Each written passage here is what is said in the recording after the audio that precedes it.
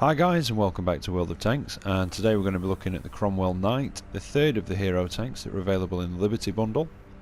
And to all intents and purposes it is almost exactly the same as a normal Cromwell, which is nice because usually the premium tanks are, I'd say, somewhere in between stock and fully upgraded of the equivalents. A good example of that would be possibly the IS-6, which isn't quite as good. Let's have a look, where are we? Russian. So look in the tech tree.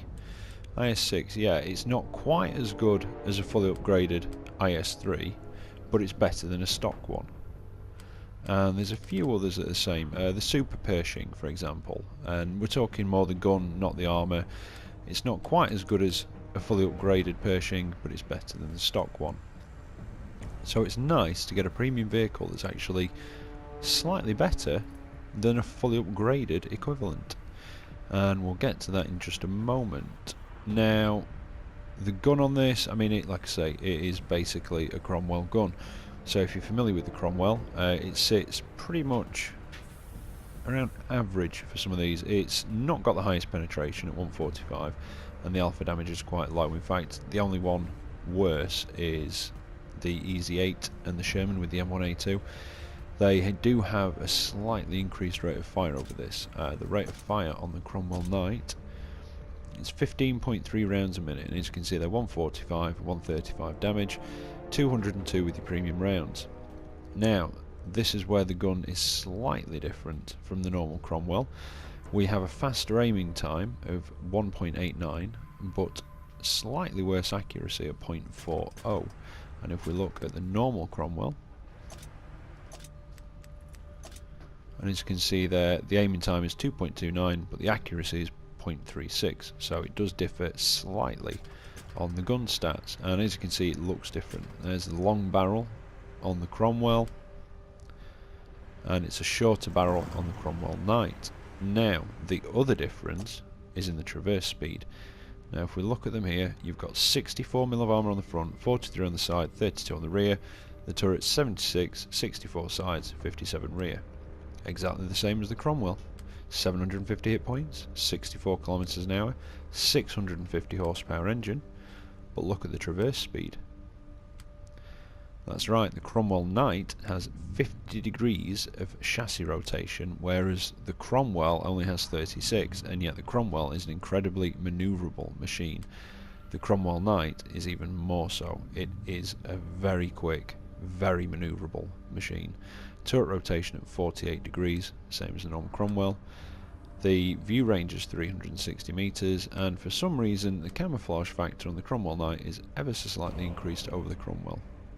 Must be something to do with its lovely jazzy Union Jack camouflage paint. Well, it's not really camouflage, is it? It's just a paint job. But anyway, there we go. Equipment, I've got vents and a gun rammer. With the faster aiming time, you can put a gun lane drive on it, although you can get away without it and put something on it like coated optics to increase your view range. Whereas the Cromwell, the original Cromwell, I would recommend a gun lane drive to try and get rid of some of that aiming time. With the Cromwell Knight, it's not as necessary. Crew skills, well, I've gone for camouflage first of all. When that's done, I'll possibly swap it out for Sixth Sense and retrain on camouflage, and then maybe, I don't think repairs, I'm not sure to be honest, possibly smooth ride, maybe something like snapshot for the turret rotation, that sort of thing.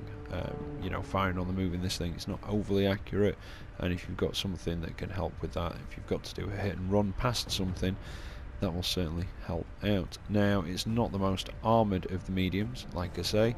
People familiar with the Cromwell will know this all too well. And the best defence in the Cromwell is using your speed and manoeuvrability, and the fact that it can change direction very quickly. For instance, when you pop in back and forth from behind a rock, you can go out and get back into cover very, very quickly. And not getting hit is your best defence in this thing. Some of the other tier 6 mediums can rely on their armour a little bit. Not so much in this, although I have done a bit of side scraping in this against, I think it was some of the tier 6s actually, so you know, it's not totally ineffective, but you've got to be careful. You really do have to be careful. Now, again, the paint job, I quite like the paint job on this. but it's all down to personal preference. I think this is about £8 on the store at the minute, or you can get it in the pack with the other 3 for 13,000 gold, which if you're looking at buying a couple of these tanks, you might as well go for the pack, because you do save a lot. I think it's nearly half price, and you get the 3 garage slots with it as well. Now, compared to the other tier 6 mediums, I was looking through, you've got some that are faster. I mean, a lot of them have got higher penetration and slightly higher damage, but they don't have the rate of fire, and they don't have the fast aiming time that this does. As you can see there, less rounds per minute, slightly higher penetration, same damage though. I think the ones that really are a big difference are the Russians. I'm looking at the T-34-85 here at 144 and 180, so that's got 1 less penetration but a lot more damage. And the Chinese Type 58, which has 128 penetration, which is very low, but does 160 damage. But out of all of the tier 6 mediums, I would say this has possibly got to be my favourite. Well, this and the original Cromwell. That's even over the Shermans. I do like the Sherman Jumbo, but I think I'd take manoeuvrability over that thick frontal armour any day. And I think I've had better games in this than I ever had in my Jumbo as well.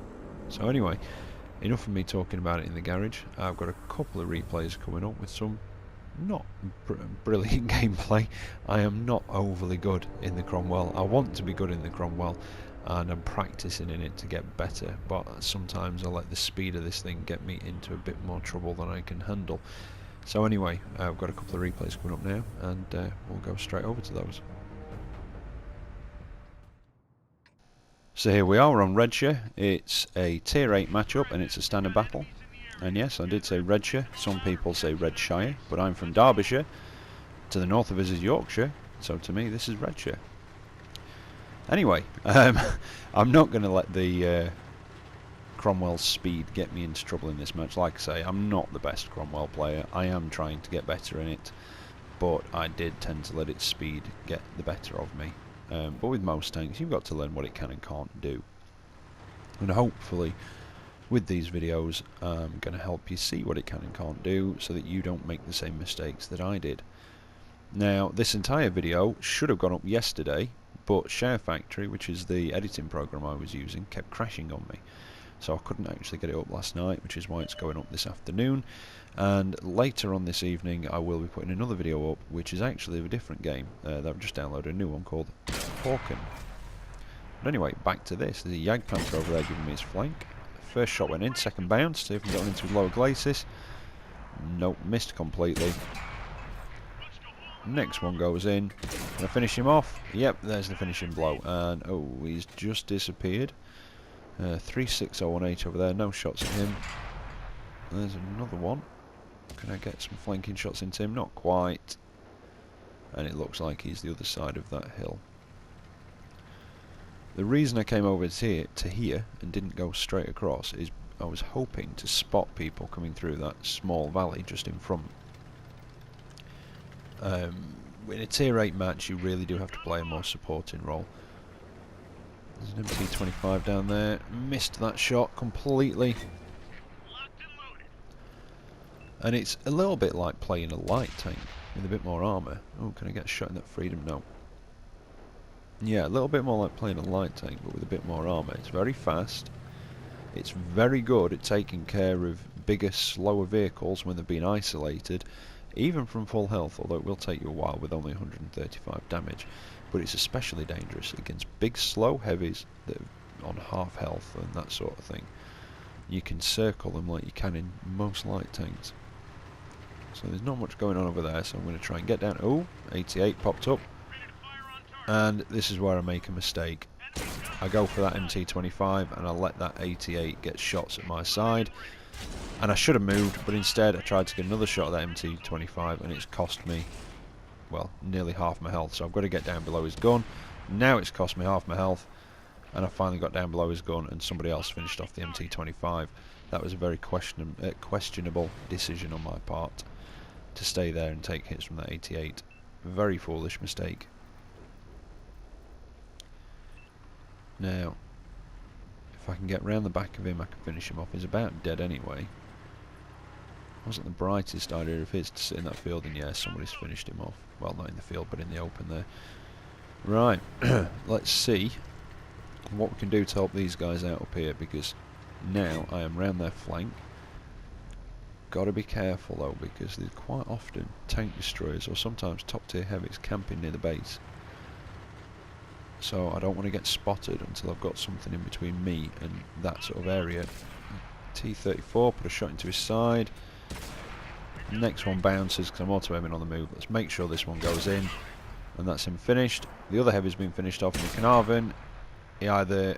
Well, I don't believe that he's not noticed I'm here. I think he's just got bigger problems than me. Right, well that's that little valley secured. And we're now in the lead 9-5. 10-5 even. Which is a nice lead. But depending on how good the remaining 5 players are, we could still lose.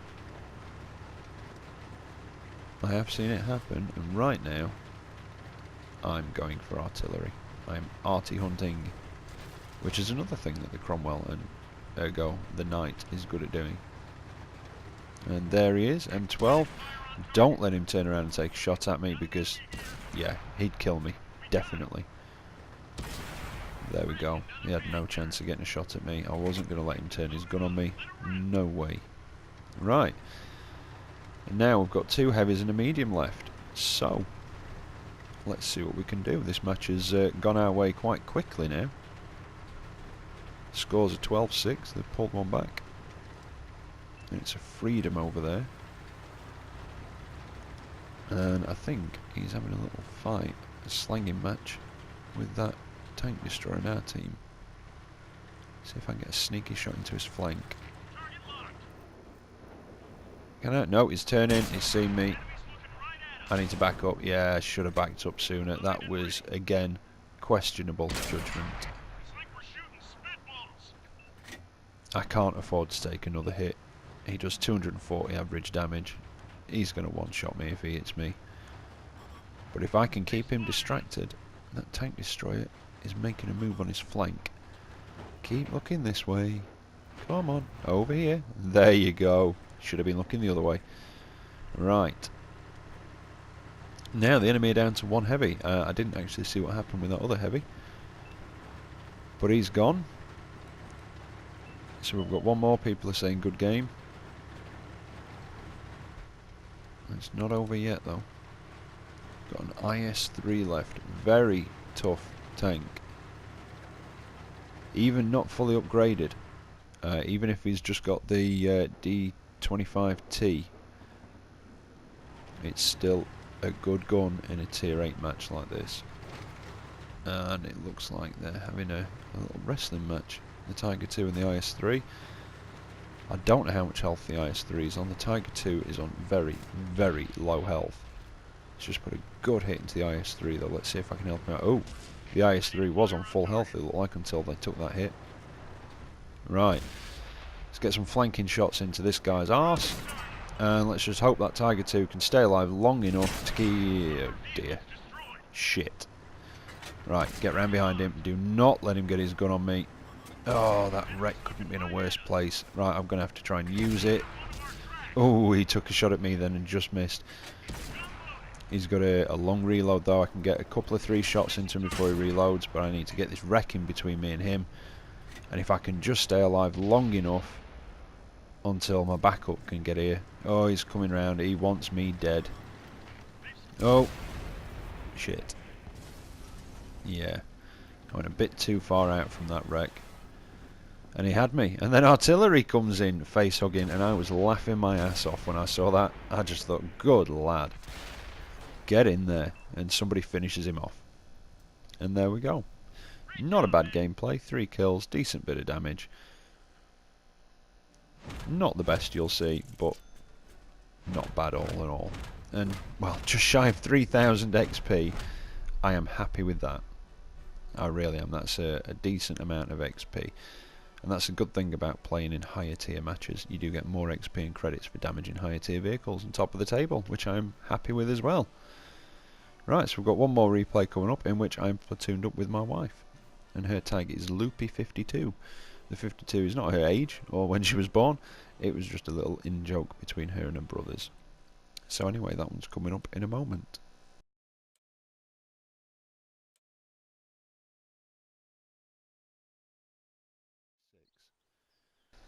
So here we are, it's an encounter battle this time, and we're on Great Wall, and the matchmaking's been kinder. We are in a tier 6 match. Now, my wife has no equipment on her knight. She was sharing and helping me on my profile and sort of wargaming account, but then recently we have just treated her to her own PlayStation 4. So she's now got her own account, and she bought the Independence pack because, well, she loves the Cromwell Knight.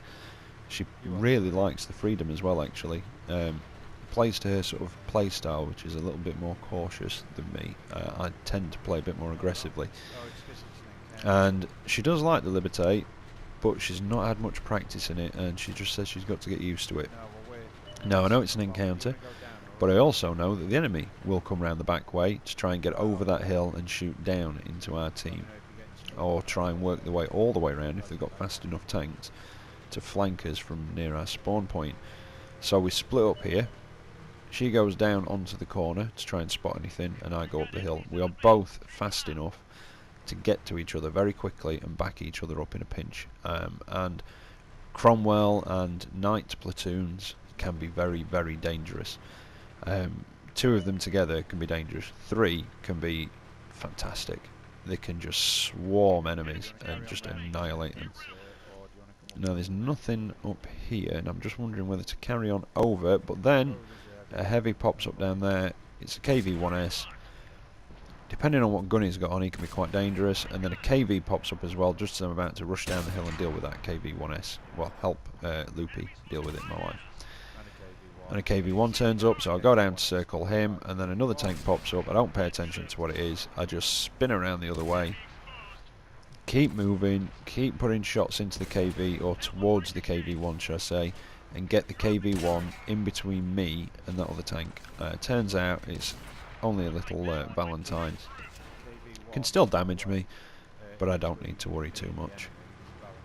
In fact, I almost feel sorry for him. It's a very, very tough tank in a tier 4 match. In a tier 6 match, not so much. I mean, as you can see, he gets a couple of hits into me and doesn't really do much damage at all. Like I say, I almost feel sorry for the guy in Guilty. But anyway, that seems to be this flank cleared. So now we use our speed.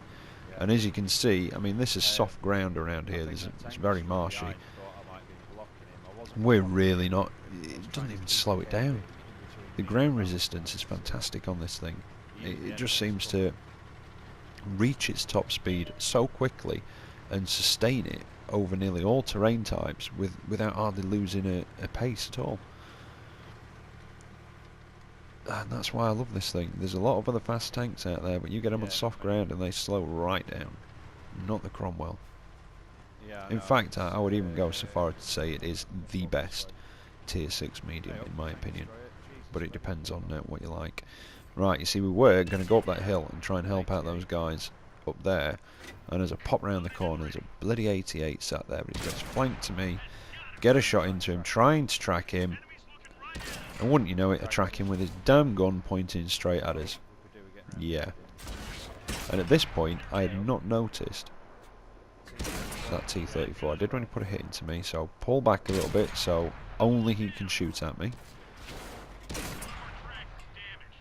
No point sitting there and giving 2 tank shots at me when I can pull back a couple of inches and only have 1 shooting at me. I think I took a hit from a G1R, which I'd not seen. There's a T1 heavy coming around. No, there's the hit from the G1R. Got a little bit ahead of myself. It's left me on 137 health, which is not a lot. There's a couple of things still left possibly that could 1 or 2 hit me now. The M7 looks like he's trying to take on that G1R. I can't get a shot at him from this side, but he shot at me from over here, so maybe I can get a shot at him. Yep, there we go. That's the French tier 5 medium. Not too bad actually. it reminds me a little bit of the Sherman. It's got decent armour, to be honest, for a tier 5, and in a tier 5 match where it's top tier, it's not bad. 60mm all round, I think, on the turret as well. And there you go. Quick match, that one. I got extra money from the ops, and I'll bring those up in a second so you can see how much I got.